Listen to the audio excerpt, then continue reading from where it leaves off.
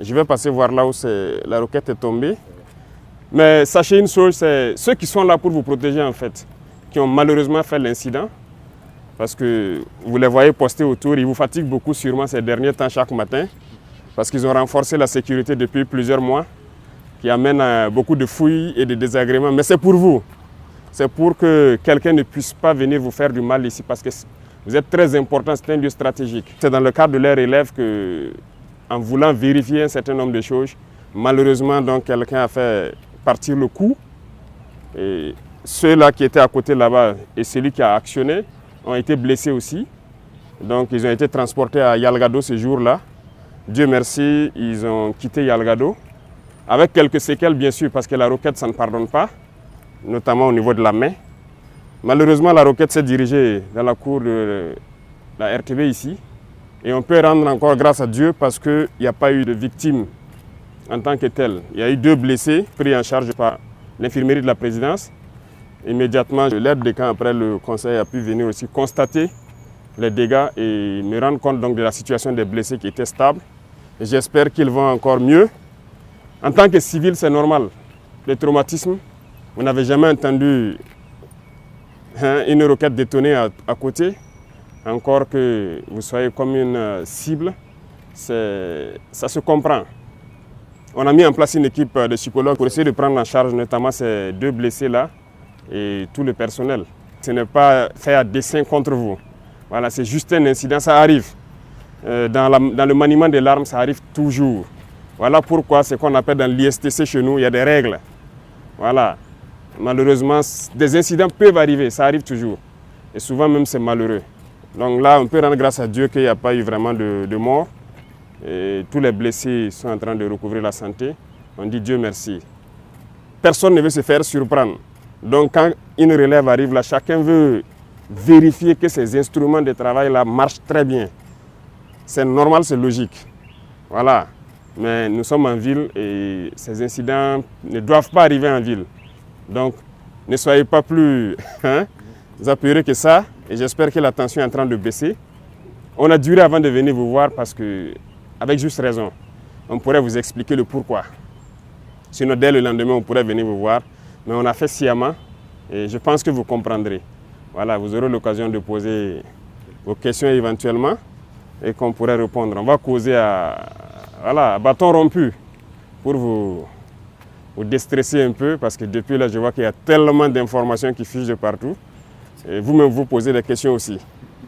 Excellence, bonjour et soyez les bienvenus. Je vous en prie.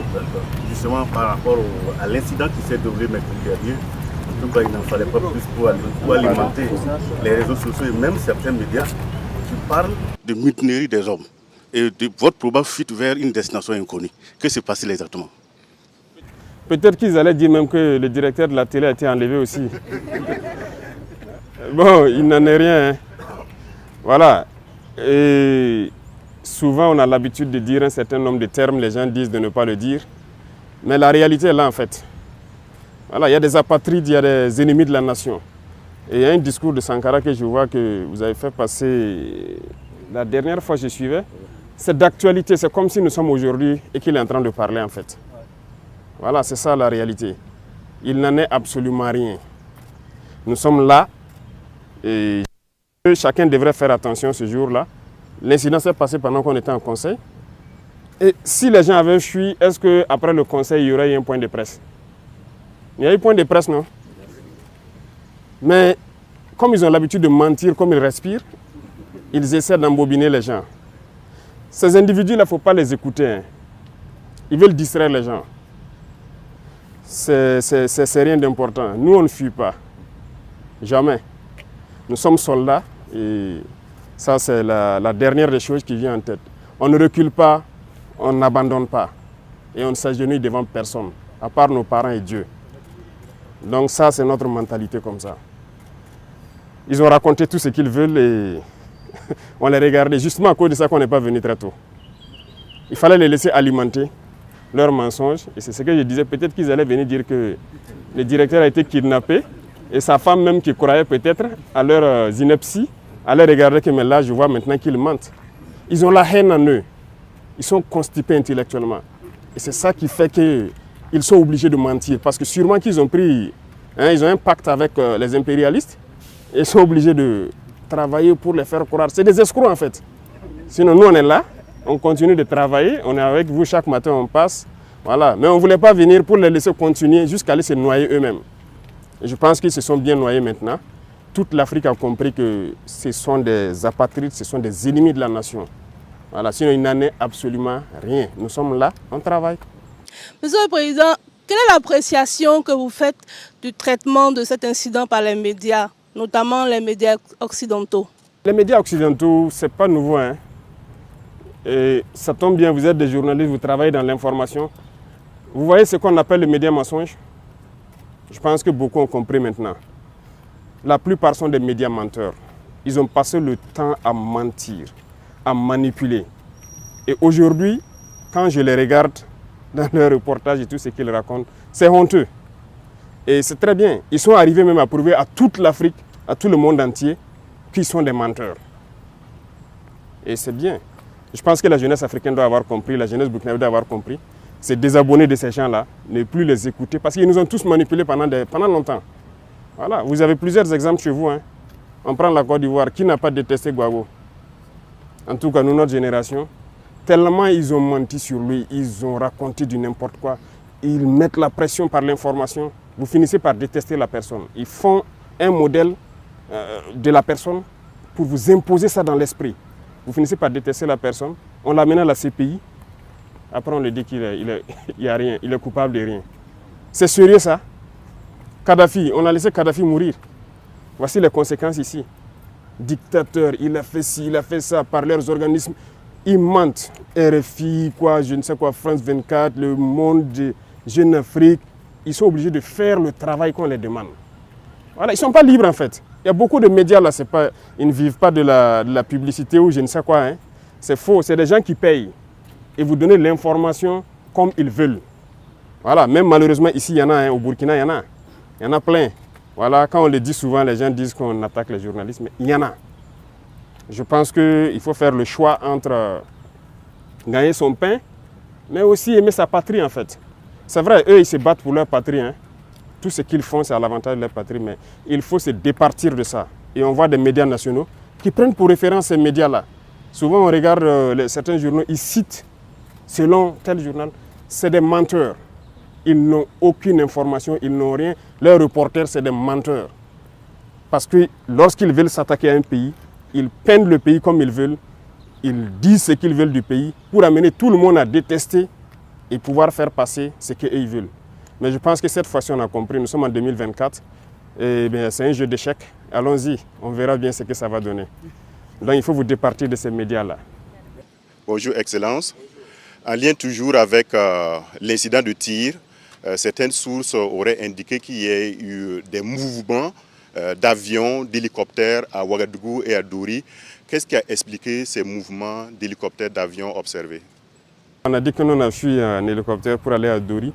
Et quand vous voyez des grandes personnes mentir, ça fait pitié. En réalité, c'était le mercredi, c'était le lendemain de l'attaque de Mansilla. On a lancé une opération à Mansilla. Et donc les hélicoptères envoyaient des troupes en renfort encore. C'est juste ça. Donc ils ont décollé ici, aller à Dori, aller prendre donc, des éléments donc, du 9e BIR. Il y avait des éléments de l'hygiène qu'ils ont pris ici à Ouagadougou, aller pour l'opération au niveau de Mansilla. Donc on a aussi appris ça comme ça. C'est vrai. Vous voyez, ils ont une tactique. Comme je dis, le peu de neurones qui les restent là, ils exploitent ça pour faire quelque chose de vraisemblable. Ils prennent toujours une information vraie. Et autour, maintenant, ils construisent leurs gros mensonges. Si vous n'êtes pas vigilant, vous allez croire que c'est vrai. Les hélicoptères ont réellement survolé. C'est vrai. Ça, c'est un fait. Tout le monde a observé. Alors, mais ils ont survolé pourquoi? C'est là la question. Donc, ils construisent le gros mensonge autour de ça. Tout le monde a vu les hélicoptères survoler, mais ils utilisent ça pour dire que, voilà, on a fui. Non, c'est faux. C'est la même tactique qu'ils ont employée quand les hélicoptères, les Ilyushin ont atterri à Ouagadougou. Il y a eu 6 vols d'Ilyushin à Ouagadougou. C'est vrai, les Ilyushin ont atterri. Mais ils prennent ça, et quand je les regarde, ils mentent tellement comme ils respirent. Ils construisent quelque chose de gros autour, que c'est des Wagner et des militaires maliens qui sont venus. Bon, moi, je ne dirais pas militaires maliens, c'est des militaires de l'AES. Donc ils sont médias maliens, nigériens sont libres de venir au Burkina quand ils veulent, comme ils veulent. Mais c'est faux. C'est archi faux. Les Russes sont déjà ici. Ils travaillent ensemble, ils sont là. Pourquoi encore on va faire venir? Oh ben ceux-là, ils n'ont pas pu nous aider à faire ce qu'on veut. Ça ne veut rien dire. Secondo, je peux vous rassurer, ces avions par exemple qui ont atterri, les hélicos, je vous ai expliqué, les avions c'est du matériel des Nations Unies. Après la fin de la mission, les munitions sont restées à Gao, à Bamako, un peu partout. C'est le bateau Tombouctou qui avait commencé à prendre nos munitions d'ailleurs pour évacuer vers Bamako. Ils ont détruit ce bateau-là, donc on a trouvé d'autres moyens d'envoyer ça là-bas. Et là, c'est des munitions qu'on a ramassées venir, et il y a des munitions même d'autres pays qu'on va détruire ici. Donc il y a une structure des Nations Unies qui est la UNMAS, qui est au courant de l'opération, qui doit même superviser cette opération ces 2 jours-là. C'est des munitions donc, de la mission qu'on a ramassées. À Gao, on avait une FPU et à Tombouctou, on avait nos hommes. Les munitions étaient à Bamako. C'est tout. Mais l'acharnement là doit vous permettre de comprendre qu'il y a quelque chose de bizarre quand même. Donc c'est faux. Les mouvements d'humeur, c'est faux. Il n'y a rien eu. Et ça fait que hier ou c'est avant-hier là, l'état-major était obligé de communiquer. Mais nous ne voulions même pas qu'il communique. Mais c'est parce que les parents des soldats à Dori ont commencé à les appeler. On a appris que c'est vous qui voulez vous mutiner ou quoi. Les enfants disent, ils sont en opération même. D'autres sont vers Manzila, d'autres sont vers Bani en opération. Et les parents les emmerdaient beaucoup. Donc ils ont demandé à ce que, est-ce que l'état-major peut communiquer vraiment pour qu'on arrête de les emmerder, les laisser se concentrer sur leurs opérations. Vous voyez ce qu'ils font? C'est pas bien. Sinon il n'y a rien, absolument rien. C'est leur souhait peut-être. C'est leur souhait, mais ils ne verront pas ça se réaliser. Non, c'est une injure à nos soldats. Nos soldats sont beaucoup plus intelligents qu'eux. Ils savent ce qu'ils font, ils savent où est le pays, ils savent où on part.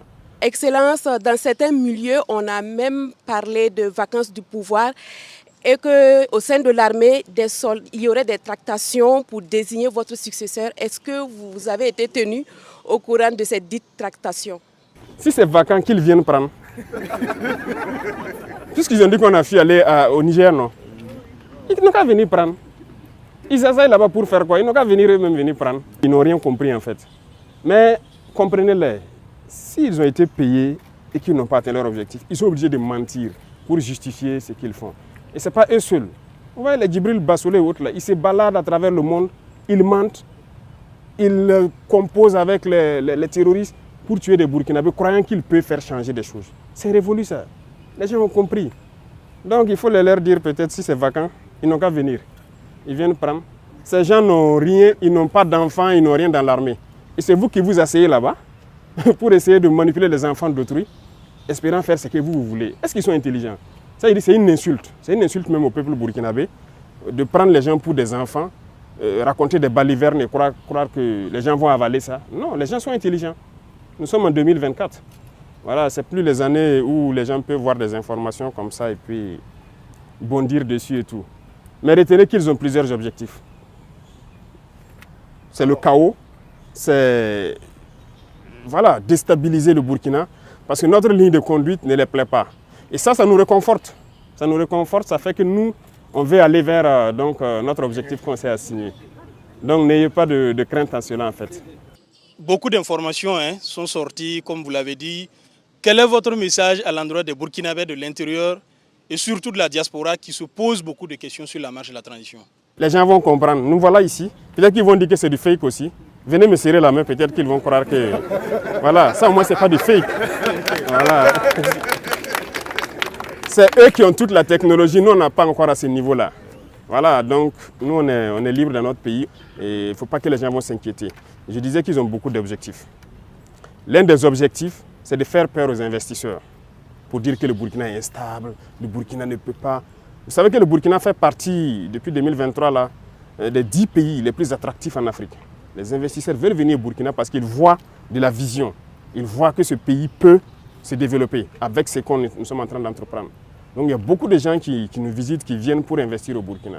Et quand ils font ça, ça fait peur aux investisseurs. C'est leur objectif, donc c'est dire à ceux de Burkinabés de l'extérieur et d'autres investisseurs qui veulent venir au Burkina, c'est archi faux ce qu'ils racontent. Le Burkina est bien stable, ils peuvent venir, ils peuvent croire au Burkina. Et tous ceux qui sont à l'extérieur, tous ces médias mensonges-là, c'est du fake qu'ils racontent. Voilà, c'est l'un de leurs objectifs. Ils ont un plan en tête, c'est sûr. Mais nous sommes aussi au courant. On les attend de pied ferme. Voilà. Peut-être la prochaine phase, c'est de dire aux gars de la télé, de voilà, faire attention. Ce n'est pas exclu que le plan suivant, qu'ils essaient de hacker un certain nombre d'applications au Burkina Faso pour perturber certaines choses. On les attend. Voilà. Ils ne font rien pour rien. Quand ils commencent leurs mensonges, la désinformation, c'est en vue de quelque chose. Mais on les suit et on les attend de pied ferme. Et nous allons les apporter la réponse qu'il faut. Et ceux aussi qui sont à l'intérieur, qui continuent de manipuler avec eux, ils vont nous comprendre. Maintenant, c'est fini. Nous avons laissé le temps écouler pour qu'ils déversent tous leurs mensonges. On va agir de façon très ferme. Donc, il ne faut pas que les gens à l'extérieur vont se fier à je dirais des conneries comme ça. Voilà, ça ne veut rien dire. Et c'est malheureux que ce soit des Burkinabés qui se retrouvent à l'extérieur, qui participent à ça. Voilà, ils sont nombreux en Côte d'Ivoire, qui continuent dans ça. On ne sait pas ce qu'on a fait à ces gens-là. Mais ils n'ont qu'à continuer leur sale besoin. Personne ne va les écouter encore. Voilà, donc c'est rassurer tout le monde, les Burkinabés de l'intérieur, de rester sereins et imperturbables, il n'y a rien. Nous sommes là et nous continuons de travailler pour le bonheur des Burkinabés. Avec tout ce qui se passe, est-ce qu'il vous arrive d'avoir peur pour votre vie? Comment vous gérez émotionnellement tout ce qui se passe? La raison est Hélène, l'émotion est nègre. Vous voyez, ils jouent aussi sur l'émotion. Voilà, quand ils ont fini par faire comprendre à tout le monde qu'ils sont à l'origine des attaques. Et ils essaient de prendre ça pour créer l'émotion. Parce que dans leur tête, les nègres n'est qu'émotion. On se base sur l'émotion pour agir et tout. Parce qu'ils ont fait une analyse que c'est quoi? C'est Inata qui a fait partir Rock, c'est Gaskinde qui a fait partir Damiba. C'est comme ça dans leur tête. Hein. Vous ne pouvez pas changer ça. Et il les faut créer un incident malheureux pour espérer que nous aussi on parte. Parce que le Burkinabé n'est qu'émotion. Non, ils ne connaissent pas le Burkinabé. On n'est pas qu'émotion. On sait où on part maintenant. Les gens ont compris l'essence de notre lutte. Nous, on n'a pas peur. On n'a jamais eu peur parce qu'on a eu la chance, je dirais, d'avoir fait le terrain et de vivre des situations où on aurait dû perdre la vie depuis. Je vous dis qu'il y a des situations où on est sorti dedans, on ne sait pas. C'est Dieu lui seul qui sait comment on est sorti dedans. Sinon, on ne serait pas là arrêté ici. Souvent, je m'assois, c'est vrai, je pense à certaines choses sur le terrain, je me dis, mais comment Dieu sait ce qu'il fait. Voilà. Donc, si c'est la peur, on ne connaît pas la peur. Ça, jamais. Et on prie Dieu ne jamais connaître la peur. Si on voulait connaître la peur, peut-être que si on avait commencé à s'embourgeoiser, on allait commencer à avoir peur. Mais voilà, ils attendent qu'on ait des comptes chez eux là-bas pour se lever un jour, dire tu fais ça ou bien on ferme. Ils n'auront jamais nos comptes là-bas. On s'en fout d'avoir des comptes là-bas. Voilà, on n'a pas de bien là-bas, on n'aura jamais de bien. Tout ce qu'on fait, c'est pour le Burkina. C'est le Burkina en paix. Nous, on ne veut même pas quitter notre Burkina. On est en paix ici. L'AES, c'est un grand espace. Si on veut aller faire du tourisme, on part à Bamako, à Niamey ou je ne sais, dans d'autres villes. On s'en fout d'aller ailleurs. On est bien dans notre espace ici. La peur, on ne connaît pas la peur. Non, on ne connaît pas la peur. On a décidé de s'engager pour la patrie. On sait tous les risques qu'il y a autour. On a abandonné toute notre vie pour ça. Pourquoi avoir peur? On a abandonné toute notre jeunesse là pour une mission pour la patrie. Donc il n'y a aucune peur. Vous pouvez rester sans crainte. Zéro peur. La prochaine phase à laquelle il faut faire très attention, c'est l'intelligence artificielle. Attention, parce que moi, il m'arrive de voir des vidéos de moi-même en train de parler espagnol ou de parler, je ne sais pas, chinois. Je remercie ceux qui le font parce qu'ils arrivent à traduire nos discours, mais c'est très dangereux. Donc cette phase va venir. Comme je vous disais, les hackings et tout ça, ça va venir. Donc restez concentrés, faites le travail patriotique que vous faites. Merci à vous, beaucoup de courage et j'espère que votre morale est remontée. N'ayez pas peur, ils sont là pour vous. Voilà. Et une autre information pour finir. Bénin, des drones de surveillance bientôt livrés aux forces armées. Le constructeur français de drones de l'air a remporté un contrat pour livrer un lot de 6 drones d'observation aux forces armées béninoises en 2024. Selon nos sources, ces drones de type DT-46 sont dotés de capacités de captation d'images et de signaux électromagnétiques.